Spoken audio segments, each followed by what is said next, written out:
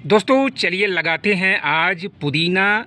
कैसे लगाएंगे ये पूरा प्रोसेस मैं आपको दिखाऊंगा और बिल्कुल सही तरीके से दिखाऊंगा। तो वीडियो पर आप बने रहें, पूरा का पूरा वीडियो देखें स्टेप बाय स्टेप।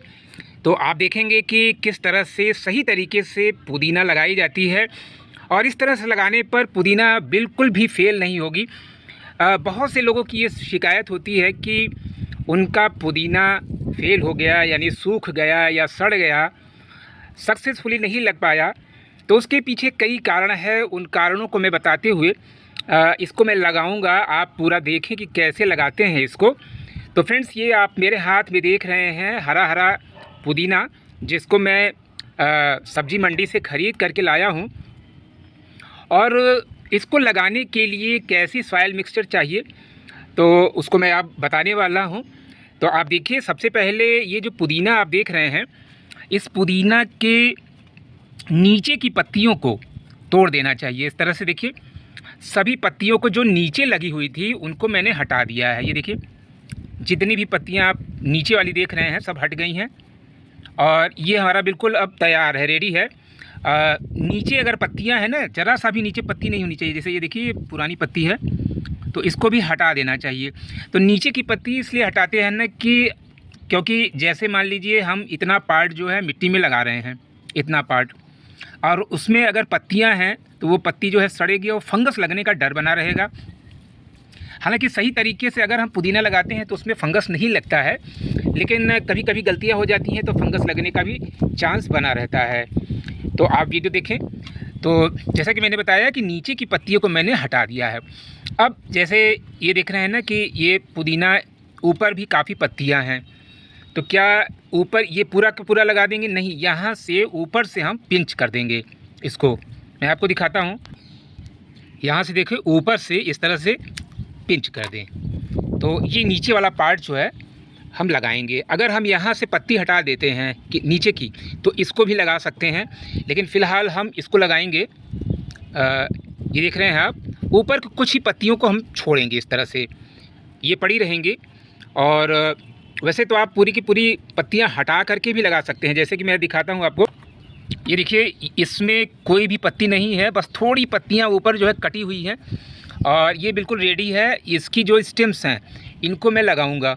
पुदीना के लिए सबसे इम्पॉर्टेंट है उसका सॉइल मिक्सचर। अगर सॉइल मिक्सचर सही नहीं है तो पुदीना के फेल होने का डर रहता है। ख़ास तौर से इस समय जो प्रचंड गर्मी पड़ रही है, जून का महीना है, मैं आज लगा रहा हूँ। तो जून के महीने में इस समय इतनी गर्मी पड़ रही है, अगर डायरेक्ट मिट्टी में लगा देंगे कटिंग और उसको धूप में ही रखेंगे तो वो तो जल जाएगी, उसकी पत्तियां जल जाएंगी। कितना भी पानी डालें उसमें फंगस भी लग जाएगा। तो कुछ गलतियां हो जाती हैं और इस कारण से हमारा जो पुदीना है वो ख़राब हो जाता है। तो इन बातों को ध्यान में रखते हुए सबसे पहले हम इसका सॉइल मिक्सचर बनाएंगे सही तरीके से, जिससे कि ये पत्तियाँ जो हैं वो सूखे न, ख़राब ना हो। जो सॉइल मिक्सचर मैं आपको बताने वाला हूँ उसमें वो काफ़ी पोरस होगा और उसमें रूटिंग बहुत तेज़ी से आएगी। तो चलिए स्टार्ट करते हैं।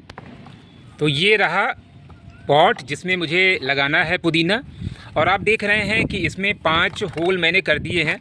ये बहुत ज़रूरी होता है। इससे क्या होता है ना कि आप कितना भी पानी डालिए वो नीचे से छन करके निकल जाएगा। अगर आप ऐसा नहीं करेंगे तो पुदीना को उसकी जड़ों को फंगस लग जाएगा।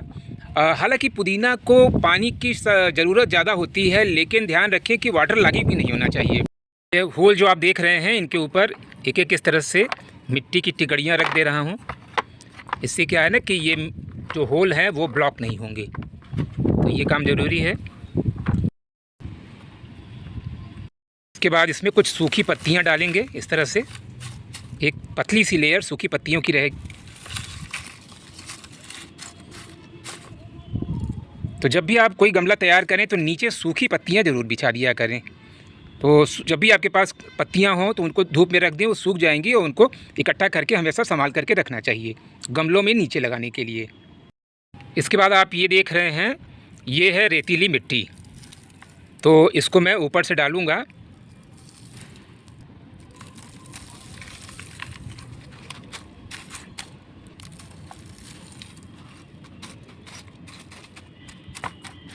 इसमें मिलाएंगे थोड़ा कोकोपीट। तो ये कोकोपीट में आप लगाइए पुदीना। कोकोपीट लगभग 40% तक कोकोपीट हो और 60% रेतीली मिट्टी हो, तब उसमें लगाइए पुदीना। देखिए कभी भी फेल नहीं होगा। अच्छी तरह से इसको मिक्स कर देना चाहिए मिट्टी में।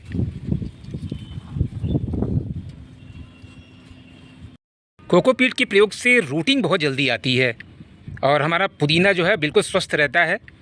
तो सिर्फ मिट्टी में अगर पुदीना लगाएंगे ना तो फेल होने का चांस बना रहता है, क्योंकि मिट्टी बहुत जल्दी कड़ी भी हो जाती है और सूखती भी बहुत जल्दी है।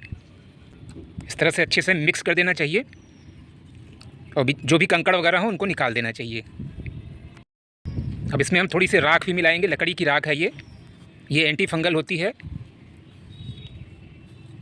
अच्छी तरह से इसको भी मिक्स कर देते हैं।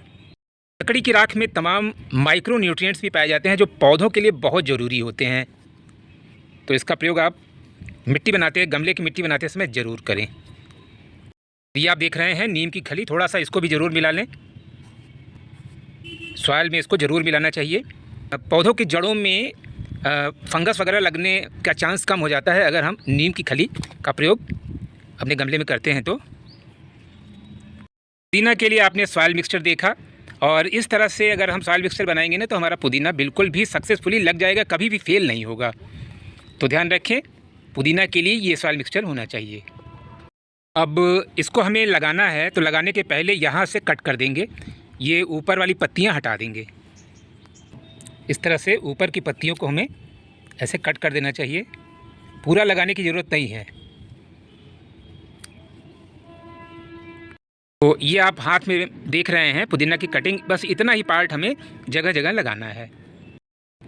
तो इसको बड़े आराम से इस तरह से मिट्टी में आप इंसर्ट कर दें। बहुत सॉफ्ट सॉइल है तो बड़े आराम से ये अंदर इंसर्ट हो जाएगा। तो पहले इस तरह से होल भी बना सकते हैं और होल बना करके और उसमें लगा इस तरह से और भी अच्छी तरह से लग जाता है।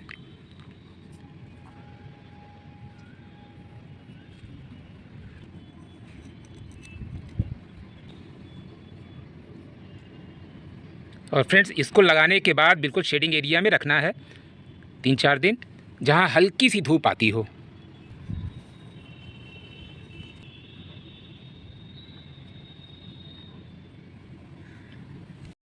तो ये देखिए सारी कटिंग्स को मैंने लगा दिया है और ऊपर से थोड़ा सा ये वर्मी कंपोस्ट में छिड़क दे रहा हूँ।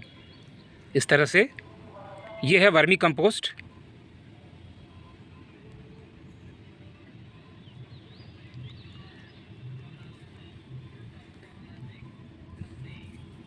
तो थोड़ा सा वर्मी कंपोस्ट भी मैंने छिड़क दिया है और ये फर्टिलाइज़र का काम करेगा।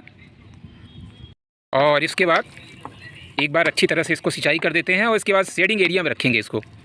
अभी धूप में नहीं रखना है, ध्यान दें।